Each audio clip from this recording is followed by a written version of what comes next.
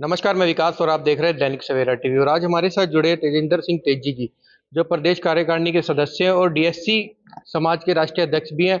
लगातार डीएससी समाज की एक मांग उठती आई है आरक्षण को लेकर, और सुप्रीम कोर्ट ने एक फैसला भी सुनाया 12% आरक्षण को लेकर, और भाजपा के ने उसका समर्थन भी करा है कि हमारी सरकार बनती है तो हम उसे जल्द लागू करने का काम भी करेंगे। और जैसे ही भाजपा की पहली सूची जारी होती है, तमाम जो पदाधिकारी है, नेताएं हैं, पार्टी छोड़ने का, इस्तीफा देने का झड़ी लग जाती है। आइए उनसे जानने की कोशिश करते हैं इस बारे में क्या मुख्य कारण रहा उनका कि पदाधिकारी इस्तीफा दें। सर, सबसे पहले सबसे पहले नमस्कार, तो दैनिक नमस्कार, सवेरा आपका आपका बहुत दैनिक बहुत सवेरा के सभी दर्शकों को मेरा नमस्कार। हाथ जोड़कर आप सबसे एक यही विनती करता हूं कि जो भारतीय जनता पार्टी ने अब एक डीएससी समाज के हक की बात की है, आप उस बात को देखते हुए भारतीय जनता पार्टी का साथ दें। और जैसे आज भाई साहब आप एक मुहिम लेके चले हैं कि जो प्रदेश में तीसरी बार भारतीय जनता पार्टी की सरकार बनने जा रही है, वो बहुत ही, मैं कहूँगा, एक सुनहरा पल हम सब के लिए होने वाला है। क्योंकि माननीय मनोहर लाल जी की जो 9.5 साल का कार्यकाल रहा है, बिना खर्ची बिना पर्ची के उन्होंने रोजगार दिया है। ये हरियाणा एक हरियाणवी एक की मुहिम लेके चले हैं। ऐसे ऐसे काम मनोहर लाल जी ने किए हैं जो काबिले तारीफ रहे हैं, और उनकी बात को आगे बढ़ाते हुए भले ही कम समय रहा हो, लेकिन हमारे प्रदेश के यशस्वी मुख्यमंत्री नायब सैनी जी ने तो इतिहास रचने का काम किया है।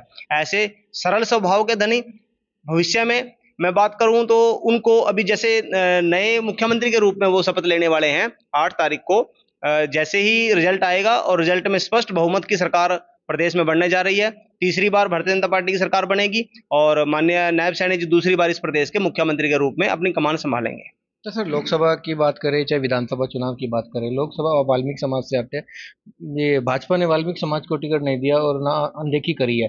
वहीं बात करें विधानसभा चुनाव की, मौजूदा विधायक राज्य मंत्री हैं विशंबर वाल्मीकि, उनका टिकट काटने का काम किया।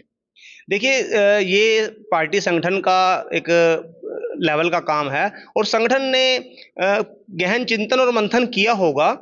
ये देखा होगा कि किस लेवल पे क्या जिताऊ कैंडिडेट है, या कुछ समीकरण देखे होंगे। यही देखते हुए ही उन्होंने टिकटों में जो आवंटन किया है। और मैं बात करूं डीएससी समाज की, तो भारतीय जनता पार्टी ने 13 टिकटें जो टोटल डिक्लेयर हुई हैं अनुसूचित जाति समाज की, उसमें से 13 में से 8 टिकटें जो है वो डीएससी समाज को दी है। ये अपने आप में एक इतिहास रचने का काम भारतीय जनता पार्टी ने किया है। सर, बात करें नीलोखेड़ी विधानसभा की, स्वच्छ भारत मिशन के वाइस चेयरमैन है सुभाष चंद्र जी, लगातार आठ आठ सालों से नीलोखेड़ी विधानसभा में पूरी तरह सक्रिय थे और भाजपा की नीतियों को जन जन तक पहुंचाने का काम कर रहे थे।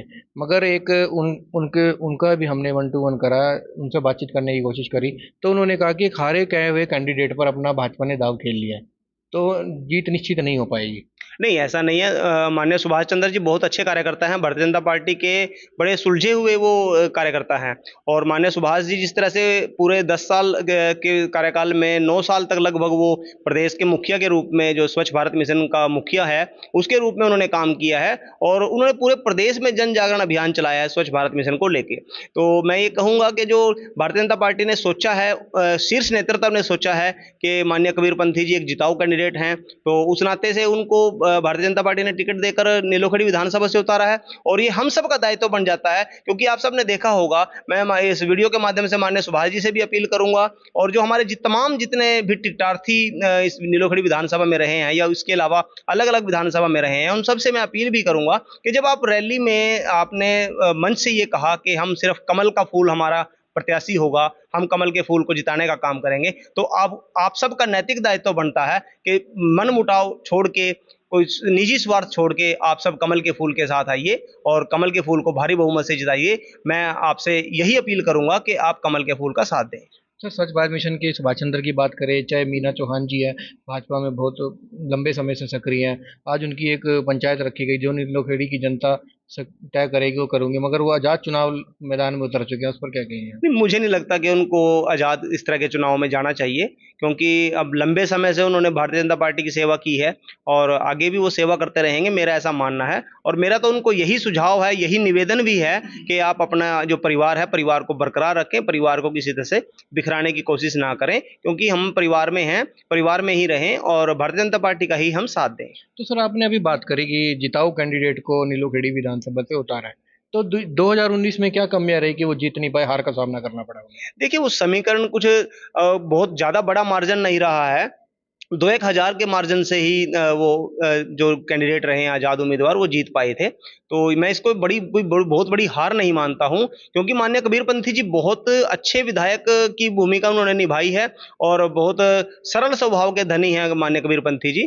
तो अब की बार हमारा ऐसा विश्वास ही नहीं, पूरा हम इस पर खरे भी उतरेंगे कि कबीरपंथी जी को भारी बहुमत से अब की जिताने का काम करेंगे। और मैं आपके चैनल के माध्यम से, दैनिक सवेरा के चैनल के माध्यम से आपको ये आश्वस्त करता हूँ और विश्वास दिलाता हूँ कि हम पूरी तन मन धन से मेहनत करके हमारे यशस्वी जो विधायक हैं कबीरपंथी जी, उनको जिताने का काम करेंगे और कैबिनेट में उनको जरूर स्थान मिलेगा, ऐसा हमारा मानना है। तो सर लगातार बात करें, पूर्व मुख्यमंत्री मनोहर लाल खट्टर जी का हरियाणा में 9.5 साल का कार्यकाल है, उसे कैसे देखते हैं? देखिए, बहुत बेहतरीन कार्यकाल माननीय मनोहर लाल जी का रहा है। ऐसे मुख्यमंत्री जीवन में हमने कभी नहीं देखा। मेरी 45 साल की उम्र हो गई है, हमने भी आज तक ऐसा कोई राजनेता नहीं देखा जिसने राजनीति को इतना सरल बना दिया। मैं पेंशन की बात करूं, पहले पूर्व की सरकारों में जिस तरह से पेंशन के घोटाले हुआ करते थे, भ्रष्टाचार होते थे, पेंशन लगवाने के नाम पर लोगों से पैसे लिए जाते थे, लेकिन मनोहर लाल जी ने इसको कितना सरल बना दिया है। ऑनलाइन पेंशन घर बैठे मिल जाती है। मैं बात करूं नौकरियों के बारे में, मनोहर लाल जी ने जो ये बड़े-बड़े नेता और कार्यकर्ता जो एक तरह से व्हाइट कुर्ता पजामा पहनकर दलाल बनने का काम करते थे, उन सब के कुर्ते पजामे को खूंटी पर टांगने का काम मनोहर लाल जी ने किया है और बिना खर्ची, बिना पर्ची के योग्यता के आधार पर रोजगार देने का जो काम किया, बड़ा ऐतिहासिक काम मनोहर लाल जी ने रचा है। और लगभग 450 से ज़्यादा ऐसी स्कीमें हैं हरियाणा की जो ऑनलाइन है, और उन ऑनलाइन स्कीमों के जो लाभ है वो घर बैठे आम आदमी को, जो हमारे पूर्व स्वर्गीय पंडित दीनदयाल उपाध्याय जी की जो सोच रही है कि अंतिम व्यक्ति को योजनाओं का लाभ मिले, तो उनको चरितार्थ करने का काम माननीय मनोहर लाल जी ने ही किया है। सर आप बिना खर्ची रोजगार की बात करते हो, आप मनोहर लाल खट्टर ने, हरियाणा की जनता बोलती है रोजगार सबको दिया है। एक बंदा घर का जाता है थैला लेके, आधार कार्ड ठीक कराएगा, प्रॉपर्टी आईडी ठीक कराएगा, फैमिली आईडी ठीक कराएगा, नौकरी का काम देने का काम बखूबी निभाया है सरकार ने। देखिए, जो फैमिली आईडी की मैं प्रॉब्लम की बात बताऊं आपको, ये मानता हूं गंभीर समस्या रही है, लेकिन ये गंभीर समस्या भी हमारे द्वारा ही क्रिएट की गई है।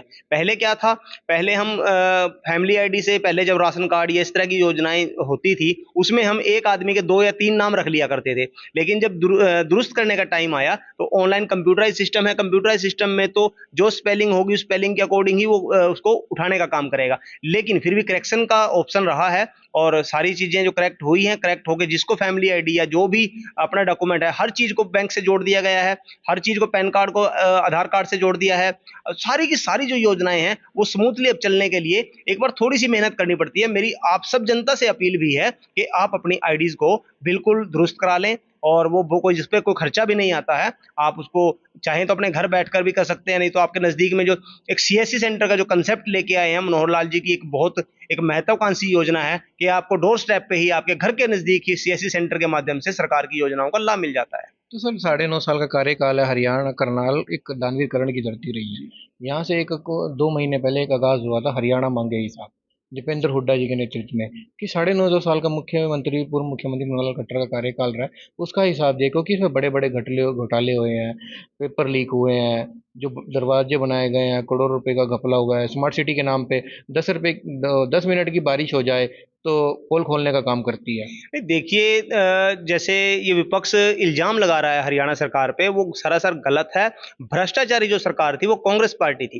कांग्रेस सरकार के टाइम में सबसे ज्यादा घोटाले भ्रष्टाचार हुए हैं। अगर मैं अत्याचारों की बात करूं, दलितों पर सबसे ज्यादा अत्याचार जो कांग्रेस के टाइम में हुए हैं। और मैं बात करूं भूपेंद्र सिंह हुड्डा की, भूपेंद्र सिंह हुड्डा के टाइम में जिस तरह से नौकरियां की बोली लगती थी या अपने चहेतों लोगों को नौकरी दी जाती थी, वो अपने आप में प्रश्न चिन्ह इन पर लगाता है, क्योंकि आप सबने देखा होगा कि मनोहर लाल जी ने कभी भी किसी के साथ कोई भेदभाव नहीं किया है। रही बात विकास की, तो विकास की जो बयार बहाई गई है करनाल के अंदर, माननीय मनोहर लाल जी ने स्मार्ट सिटी के तहत जो करनाल की आप देखिए, सबसे बड़ी महत्वाकांक्षी योजना मनोहर लाल जी की रही है कि करनाल के 10 किलोमीटर के दायरे में जो भी द्वार हैं, जो भी एंट्रीज हैं, वो सारी की सारी 4 लेन बनाने का काम किया है। बड़ा दूरदर्शी सोच के धनी है मनोहर लाल जी। उसमें करोड़ों का घोटाला हुआ। नहीं, घोटाला तो नहीं इसको कह सकते हम कि घोटाला हुआ है। घोटाला तो सिर्फ वो लोग, विपक्षी लोगों का एक जुमला है कि वो कहते हैं कि घोटाला हुआ है। अब सड़कों का चौड़ीकरण का जो काम हुआ है वो बहुत बेहतरीन काम हुआ है। गेट की बात आई है, बहुत अच्छा मटेरियल लगा है, कोई खामी नहीं है। मैं आपको बात करूं कर्णताल की क्या हालत हुआ करती थी, हम सब देखते थे। आज कर्णताल में लोग घूमने आते हैं, देखते हैं, एक पर्यटन स्थल के रूप में उसने अपना जो स्थान ले लिया है, तो उसको वो भ्रष्टाचार हम नहीं कह सकते। मनोहर लाल जी ने जिस तरह से करनाल को विश्व के मानचित्र पर चमकाने का काम किया है वो काबिल तारीफ काम है। और ये विपक्ष के लोगों का काम सिर्फ और सिर्फ भ्रष्टाचार के इल्जाम लगाना है। माननीय हमारे यशस्वी मुख्यमंत्री नायब सैनी जी ने उनसे 10 में से ये कहा कि आप 5 सवाल का ही जवाब दे दो। वो 5 सवाल माननीय मुख्यमंत्री जी ने किए हैं उनका जवाब कांग्रेस आज तक नहीं दे पाई है। और हम सब भी चाहते हैं कि कांग्रेस उनका माननीय मुख्यमंत्री जी के सवालों का जवाब दे, क्योंकि कांग्रेस के पास कोई भी उनसे सवालों का जवाब नहीं है। कांग्रेस पार्टी ने हमेशा भ्रष्टाचार को बढ़ावा दिया है। तो सर लगातार बात करें, जैसे ही पहली सूची जारी होती है पूरे हरियाणा की बात करें, चाहे करनाल विधानसभा की बात करें, जैसे ही जगमोहन का अनाउंस होता है तो पूर्व में मेयर रेणुबाला गुप्ता रही, 2 बार रही, वो बगावत कर जाती है कि मेरे को लोकतंत्र का अधिकार है बोलने का, ठीक है, और जो भी मेरी जनता तय करेगी मैं करूंगी। कल उनकी मीटिंग है, तो क्या लगता है कि आज़ाद उनकी इच्छा हो रही है लड़ने नहीं, की? वैसे मैं एक बात बताऊं आपको, आपके चैनल के माध्यम से, मैं रेणुबाला गुप्ता जी बहुत सिंसियर हमारी पार्टी की वरिष्ठ नेता हैं और उन्होंने बहुत मेहनत की है, इसमें कोई दो राय नहीं है। मेहनत हर कार्यकर्ता करता है, लेकिन जब हमारा चुनाव निशान जो केंद्रीय नेतृत्व ने कमल का फूल हमें भेजा है तो हमारा ये नैतिक दायित्व बनता है और हमारा कर्तव्य ये है कि हमने कमल के फूल को भारी बहुमत से जिताना है। आपसी मतभेद भुला देने चाहिए। और दूसरी बात रही कि हमने जो भारतीय जनता पार्टी के कार्यकर्ता के रूप में हमारी जो पार्टी की पहचान है वो एक संगठित कार्यकर्ता के रूप में है, एक संयम जो कार्यकर्ता का होता है वो, और अनुशासित पार्टी हमारी है। विश्व की सबसे बड़ी पार्टी भारतीय जनता पार्टी है जो बड़ी अनुशासित पार्टी है। तो मैं आज इस वीडियो के माध्यम से भी मैडम रेणुबाला गुप्ता जी से भी यह निवेदन करूंगा कि ये जो कमल का फूल है वो हमारी झोली में डालने का काम केंद्रीय नेतृत्व ने किया है और हम सबका नैतिक दायित्व है कि हमने भारी बहुमत से करनाल से कमल के फूल को विजय बनाना है। तो सर पहले 75 पार का नारा दिया गया 2000 में, फिर लोकसभा में 400 पार का नारा दिया, अब हरियाणा में कोई नारा नहीं दिया गया। क्या लगता है कि इस बार बीजेपी की सरकार नहीं बनने वाली क्या? नहीं नहीं, ऐसा नहीं है। नारा तो अभी आएगा, नारे में कोई वो नहीं है। नारा तो लोगों के अंदर जुनून है। जिस तरह से 10 साल का जो कार्यकाल मनोहर लाल जी के और नायब सैनी जी के नेतृत्व में रहा है वो हर आदमी, आप गांव स्तर पे जाके देखिए, गांव में जो लोगों को अपने दरवाजे पर जो उनको सरकार की योजनाओं का लाभ मिल रहा है। अब आप देखिए केंद्र सरकार की जो योजना है गरीब परिवारों के लिए 1,20,000 की इनकम उन्होंने तय की है। लेकिन मैं बात करूं, मनोहर लाल जी ने एक कदम आगे बढ़ते हुए 1,80,000 रुपए उनकी इनकम का क्राइटेरिया तय किया है। फैमिली जो अभी रिसेंटली 7 मार्च को माननीय मनोहर लाल जी के टाइम में फैमिली कार्ड योजना स्टार्ट की गई थी, जिसमें जिनकी 1,20,000 रुपए से कम इनकम है उनको 1,000 किलोमीटर का जो किराया है वो फ्री मिलता है। आयुष्मान योजना की बात करूं मैं, आयुष्मान योजना का हर आदमी को लाभ मिल रहा है जिनकी 1,80,000 से इनकम कम है। उसके सर अलावा आयुष्मान का योजना का गरीबों को लाभ तो मिल रहा है, मगर डॉक्टर हड़ताल पर चले जाते हैं कि हमारी पेमेंट नहीं कर रही सरकार।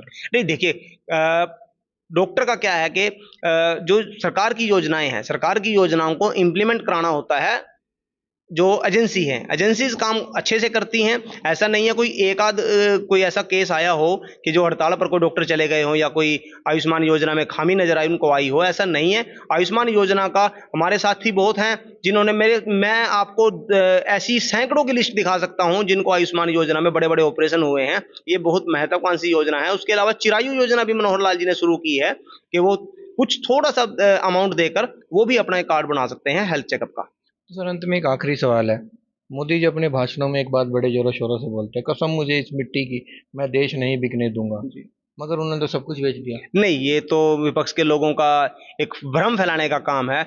मैं बात करूं, भारत देश के इतिहास में ऐसा पहली बार हुआ है कि इतना शिद्दत के साथ जो देश के बारे में सोचता है, दिन रात अपने देश की तरक्की के बारे में सोचता है, ऐसा हमारे यशस्वी प्रधानमंत्री नरेंद्र मोदी जी जो हमें मिला है। ये हम सब देशवासियों को इस बात का फक्र होना चाहिए कि हमारे जो भारत देश का नाम है वो विदेशों में भी चमकने का काम किया है। आज आप देखिए, 2 घरों की लड़ाई हो, 2 परिवारों की लड़ाई हो और तीसरा आदमी आ जाए तो आप देखते हैं कि वहां झगड़े का वो भी बेचारा भागी बन जाता है, उसको भी चोट लग जाती है। लेकिन 2 देशों का अगर झगड़ा हो और उसमें देश के प्रधानमंत्री चले जाते हैं तो उनका सम्मान देखिए कि वो देश अपनी लड़ाई, अपना युद्ध तक भी छोड़ देते हैं, रोक देते हैं। और भारत के झंडे की जो पहचान विश्व स्तर पर नरेंद्र मोदी जी ने दिलाई है, उसका यूक्रेन युद्ध के दौरान आप सबने देखा भी है कि पाकिस्तान जैसे देश के जो हमें अपना दुश्मन मानता है, हमने कभी किसी देश को दुश्मन नहीं माना, लेकिन पाकिस्तान हमें अपना दुश्मन मानता है, लेकिन उस देश के लोगों ने भी